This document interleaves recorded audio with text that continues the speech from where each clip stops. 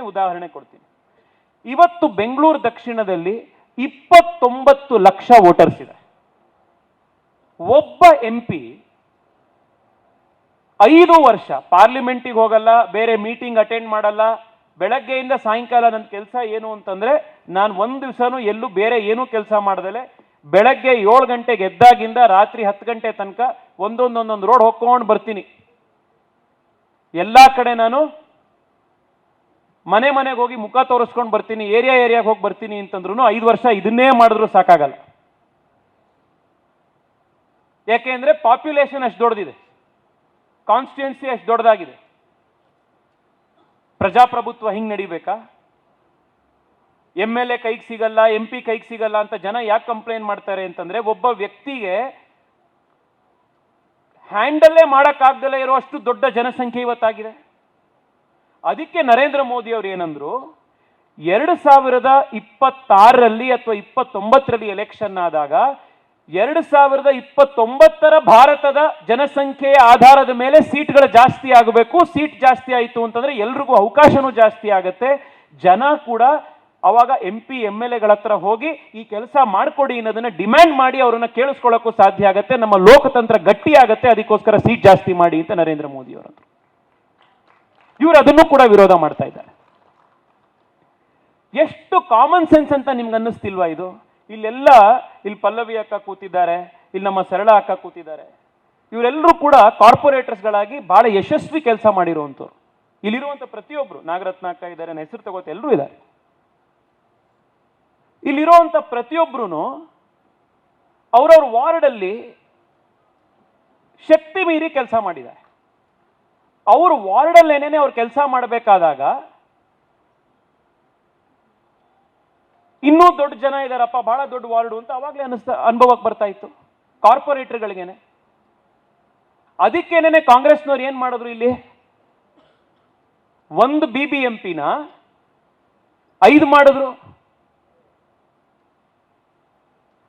BBMPಲಿ 200 ಎಷ್ಟಿದ್ದು sir? 225 ಇದ್ದಿದ್ದ.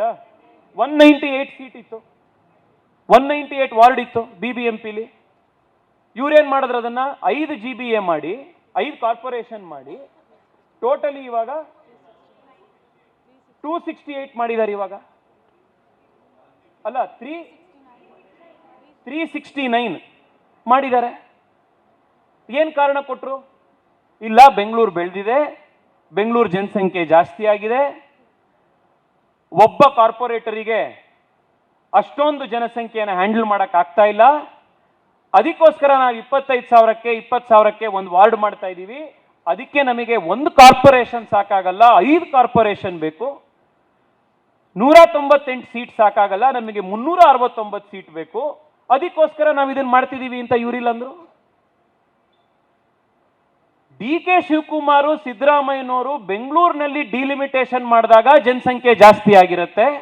ನರೇಂದ್ರ ಮೋದಿ ದೇಶಕ್ಕೆ delimitation ಮಾಡಬೇಕು ಅಂದಾಗ ಮಾತ್ರ ಜನಸಂಖ್ಯೆ ಜಾಸ್ತಿ ಆಗಿರಲ್ವಾ? ಯಾವ ಲಾಜಿಕ್ ಇದು? ಇದನ್ನ ನಾವು ಅದರಲ್ಲೂ ನಾನು ವಿಶೇಷವಾಗಿ ಕೇಳ್ತಾ ಇದ್ದೀನಿ, ಇಲ್ಲಿರುವಂತ ಪ್ರತಿಯೊಬ್ಬರು ನಮ್ಮ ಮಹಿಳಾ ನಾಯಕರು ಯಾರಿದ್ದಾರೆ, ಇದನ್ನ ಬೆಂಗಳೂರಿನ ಮನೆ ಮನೆಗೆ ಇದನ್ನು ತಲುಪಿಸ್ಬೇಕು. ನೀವು ಇವರದ್ದು ಈ ಢೋಂಗಿತನ ನೀವು ತಲುಪಿಸ್ಬೇಕು. ಪಾರ್ಲಿಮೆಂಟ್ ಅಲ್ಲಿ ಡಿಲಿಮಿಟೇಷನ್ ಬೇಡವಂತ ಇವರಿಗೆ. GBL ಒಂದು ಕಾರ್ಪೊರೇಷನ್ ಸಾಕಾಗ್ತಾ ಇಲ್ಲ ಇವರಿಗೆ. BBMP ಇದ್ದಿದ್ದು ಇವ್ರಿಗೆ 5 ಬೇಕಾಯ್ತು. ಏನ್ ಅರ್ಥ ಇದು? ನಾವು ಅಧಿಕಾರದಲ್ಲಿ ಇದೀವಿ, ನಾವು 5 ಮಾಡ್ಬೋದು, ನಾವು ಡಿಲಿಮಿಟೇಷನ್ ಮಾಡ್ಬೋದು. ನಾವು ಅಧಿಕಾರದಲ್ಲಿ ಇಲ್ವಲ್ಲ, ಅದಕ್ಕೆ ಮೋದಿ ಮಾಡಬಾರ್ದು. This is all the logic ಇದರಲ್ಲಿ, ಬೇರೆದು ಇನ್ನೇನು ಇಲ್ಲ.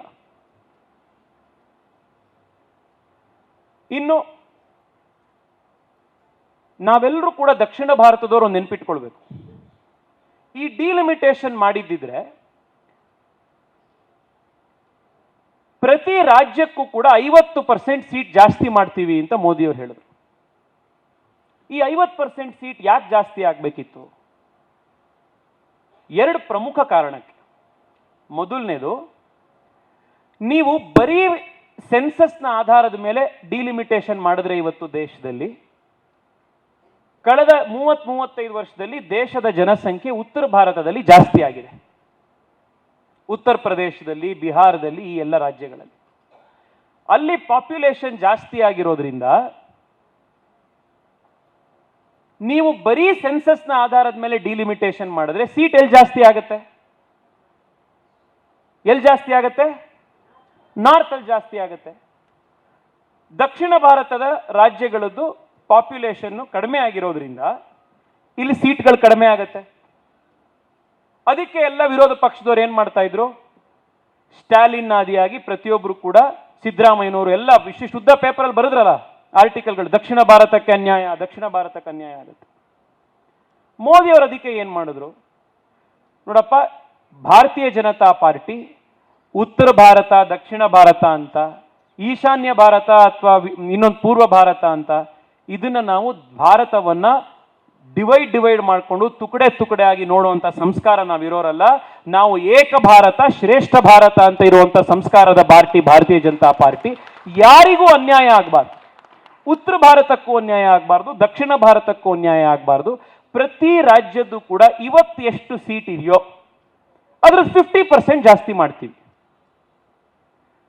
ಕರ್ನಾಟಕದಲ್ಲಿ 28 ಇದ್ರೆ 42 ಆಗತ್ತೆ, ಉತ್ತರ ಪ್ರದೇಶದಲ್ಲಿ 80 ಇತ್ತು ಅಂದ್ರೆ 120 ಆಗತ್ತೆ. ಹೀಗೆ ಪ್ರಪೋರ್ಷನೇಟ್ ಆಗಿ ನಾವು ಇನ್ಕ್ರೀಸ್ ಮಾಡ್ತೀವಿ. ಕೇರಳದ ಹತ್ರ 20 ಇದೆ, 50% ಅಂದ್ರೆ 10 ಜಾಸ್ತಿ ಮಾಡ್ತೀವಿ, 30 ಆಗುತ್ತೆ. ಎಲ್ರಿಗೂ ಸೇಮ್. ಇವತ್ತು ಎಷ್ಟು ಪರ್ಸೆಂಟೇಜ್ ಇದೆಯೋ ಅಷ್ಟೇ ಪರ್ಸೆಂಟೇಜ್ 50% ಜಾಸ್ತಿ ಆದ್ರೂ ಎಲ್ರದ್ದು ಮೇಂಟೈನ್ ಆಗತ್ತೆ. ಎಷ್ಟು ಪ್ರಾಕ್ಟಿಕಲ್ ಆಗಿ ಎಲ್ರಿಗೂ ಉಪಯೋಗ ಆಗುವಂತ ಒಂದು ಐಡಿಯಾ ಕೊಟ್ಟರು. ಇವತ್ತು ಇವರು ಇದನ್ನ ರಿಜೆಕ್ಟ್ ಮಾಡಿದ್ದಾರೆ, ಇದನ್ನ ವಿರೋಧ ಮಾಡಿದ್ದಾರೆ.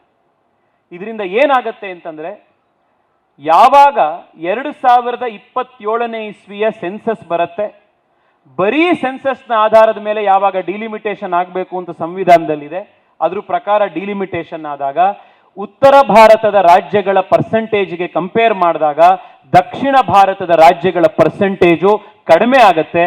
ಯಾವ ಸಿದ್ದರಾಮಯ್ಯನವರು ಇದನ್ನ ವಿರೋಧ ಮಾಡಿದಾರೋ, ಯಾವ ಸ್ಟಾಲಿನ್ ಇದನ್ನ ವಿರೋಧ ಮಾಡಿದಾರೋ, ಅವರೇ ಇವತ್ತು ದಕ್ಷಿಣ ಭಾರತದ ಈ ನುಕ್ಸಾನಿಗೆ ಕಾರಣ ಅನ್ನೋದನ್ನ ನಾವು ಮನೆಗೆ ಹೋಗಿ ಇವತ್ತು ನಾವು ಅದನ್ನ ಹೇಳಬೇಕಾಗಿದೆ.